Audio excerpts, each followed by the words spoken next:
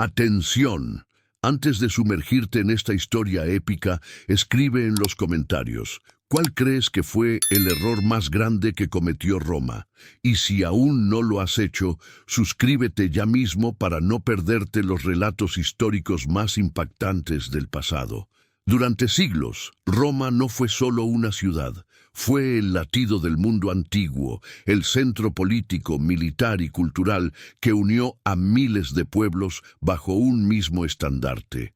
Desde las frías costas de Britania hasta los desiertos ardientes de Egipto, Roma proyectaba su sombra como una fuerza imparable. Sus emperadores eran tratados como dioses, sus ejércitos como invencibles, y sus leyes como el modelo de justicia y civilización. Pero ningún imperio, por más vasto que sea, es inmune a las grietas silenciosas que se abren desde dentro.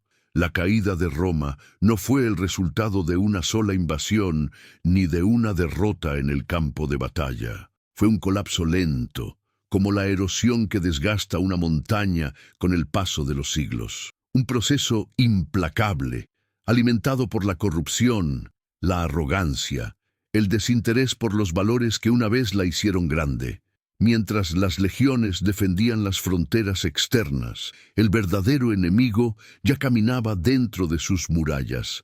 Retrocedamos a los orígenes.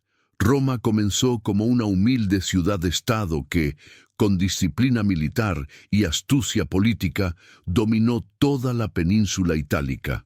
Pronto, sus legiones extendieron sus conquistas por el Mediterráneo, derrotaron a Cartago, absorbieron Grecia y vencieron a las tribus galas. Pero fue durante el período imperial cuando Roma alcanzó su apogeo. La Pax Romana trajo siglos de estabilidad. Las carreteras unieron los confines del imperio y el latín se convirtió en el idioma del mundo civilizado. Sin embargo, el éxito trajo consigo el estancamiento.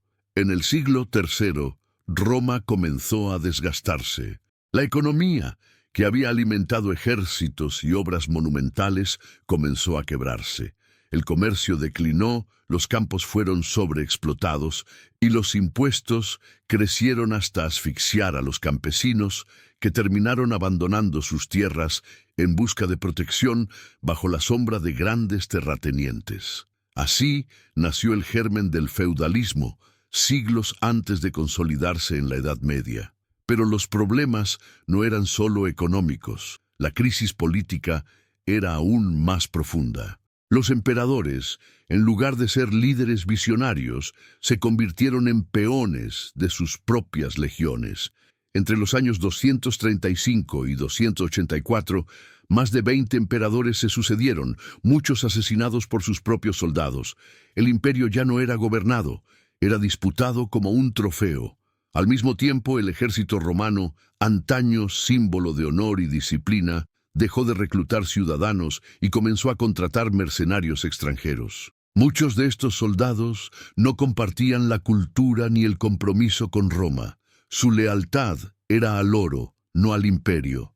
Mientras Roma se desmoronaba desde dentro, en sus fronteras crecían nuevos pueblos que los romanos llamaban con desprecio bárbaros. Esta palabra no significaba necesariamente salvajismo, sino simplemente los que no hablan nuestra lengua, los que no siguen nuestras costumbres. Pero lejos de ser hordas incivilizadas, muchos de estos pueblos tenían estructuras políticas, leyes no escritas y tradiciones milenarias. Entre ellos destacaban los visigodos, vándalos, suevos, ostrogodos y los temidos hunos. Estos pueblos germánicos y asiáticos compartían algo en común: el recuerdo del daño que Roma les había causado. Durante siglos, Roma había saqueado sus tierras, humillado a sus líderes y cobrado tributos excesivos. Aunque algunos intentaron integrarse al imperio, aprendiendo el latín, vistiendo la toga y adorando a los dioses romanos, siempre fueron tratados como ciudadanos de segunda clase.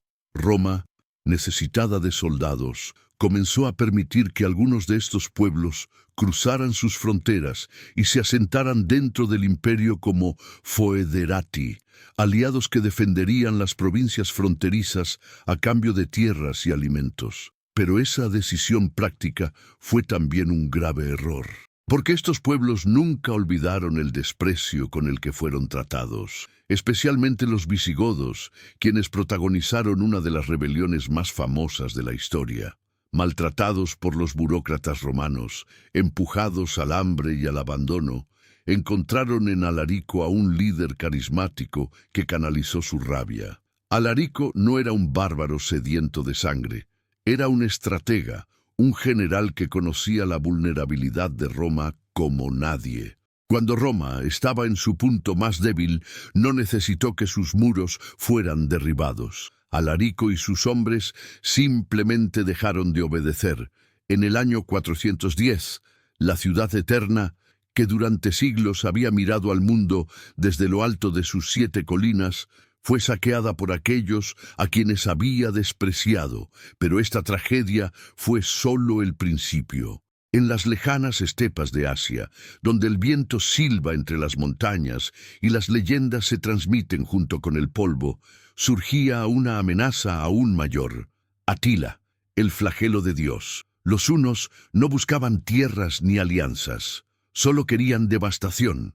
Donde cabalgaban no quedaba piedra sobre piedra, ni río que no se tiñera de sangre. Atila no era simplemente un líder guerrero, era una tormenta imparable. Hablaba poco, pero sus acciones resonaban como truenos sobre los imperios temblorosos. A diferencia de los visigodos o los vándalos que aspiraban a asentarse, Atila y los hunos no querían formar parte del mundo romano. Querían destruirlo, doblegar su voluntad y borrar su arrogancia milenaria. En el año 451, el destino de Occidente pendía de un hilo. En la llanura de los campos cataláunicos, las legiones romanas occidentales, aliadas con los visigodos, sus antiguos enemigos, se enfrentaron a Atila en una batalla que estremeció al mundo conocido. Fue un enfrentamiento brutal, una carnicería donde ninguno salió victorioso. Aunque Atila fue contenido, su amenaza seguía viva. Un año después, Atila dirigió sus huestes hacia Italia. Las ciudades huían antes de que llegara, los campos eran abandonados, y el terror paralizaba incluso a los más valientes. Roma, que durante siglos había dictado las leyes del mundo, temblaba como una hoja al viento. Entonces ocurrió un encuentro que aún hoy desconcierta a los historiadores. El Papa León I salió al encuentro de Atila. Nadie sabe con certeza qué palabras cruzaron, pero lo que ocurrió fue insólito. Atila se retiró. Roma se salvó, pero el miedo había conquistado el corazón del imperio. La decadencia romana no terminó allí. Décadas después, en el año 455, una nueva pesadilla azotó la ciudad eterna: los vándalos. Su saqueo fue sistemático, despiadado. Saquearon templos, palacios y casas nobles. Barcos enteros, cargados de tesoros, esculturas y reliquias, partieron hacia el norte de África, donde los vándalos habían establecido su reino. El oro de siglos de conquistas desapareció más allá del horizonte, dejando a Roma no solo saqueada, sino también humillada. El imperio estaba moribundo, pero aún faltaba el golpe final. En el año 476, Odoacro, un caudillo germano que servía en el ejército romano, depuso al joven Rómulo Augustulo, el último emperador de Occidente. No hubo batalla épica ni resistencia heroica, solo un silencio resignado.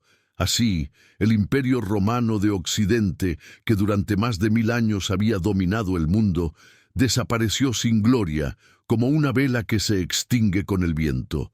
Aunque el imperio occidental había caído, Roma no desapareció del todo. Sus piedras seguían en pie, sus caminos seguían conectando ciudades, y su legado sobrevivía silenciosamente entre las ruinas. La historia, sin embargo, no terminó con la caída del último emperador. Fue el inicio de un nuevo capítulo, más caótico, pero igualmente fascinante. El vacío de poder que dejó Roma fue ocupado por reinos germánicos que, poco a poco, tomaron el control de las antiguas provincias romanas. En la península ibérica, los visigodos fundaron su propio reino. En el norte de África, los vándalos gobernaron desde Cartago. Los ostrogodos se asentaron en Italia, mientras que los francos comenzaban a expandirse por la Galia. El orden imperial fue reemplazado por alianzas frágiles, guerras interminables y el nacimiento de un nuevo sistema social, el feudalismo. Los señores locales protegían a sus vasallos a cambio de lealtad y trabajo, creando una red de dependencia que dominaría Europa durante siglos. Pero el legado de Roma no desapareció por completo. Sus leyes, recopiladas en el derecho romano, siguieron influyendo en la justicia europea. El latín, aunque transformado con el paso del tiempo, dio origen a las lenguas romances: español, francés, italiano, portugués y rumano. Y sus caminos, puentes y acueductos, aunque deteriorados, continuaron siendo utilizados por generaciones. En los monasterios, lejos del bullicio de las ciudades, monjes copiaban pacientemente los textos antiguos para preservar el conocimiento clásico. Gracias a ellos, obras de filosofía, ciencia y literatura sobrevivieron a los siglos de caos que siguieron. Y sobre todo, el cristianismo, que había sido perseguido por los emperadores romanos, se convirtió en el nuevo eje espiritual de Europa. La Iglesia católica tomó el relevo del poder moral y, con el tiempo, también del poder político. El Papa ocupó un lugar que ni siquiera los cónsules habían soñado, convirtiéndose en una figura central del nuevo orden medieval. Mientras tanto, en Oriente el Imperio Romano no cayó. Sobrevivió bajo el nombre de Imperio Bizantino, con su capital en Constantinopla. Allí, durante casi 1000 años más, Roma resistiría, adaptándose a nuevos desafíos y preservando buena parte de su herencia cultural y administrativa. Pero si bien el Imperio Bizantino continuaba su existencia, el Occidente se sumía en una oscuridad que los siglos venideros llamarían Edad Media.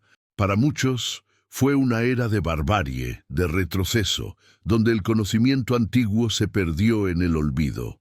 Pero para otros, fue una etapa de gestación, donde nuevas culturas, lenguas y reinos comenzarían a escribir su propia historia sobre las ruinas del mundo clásico.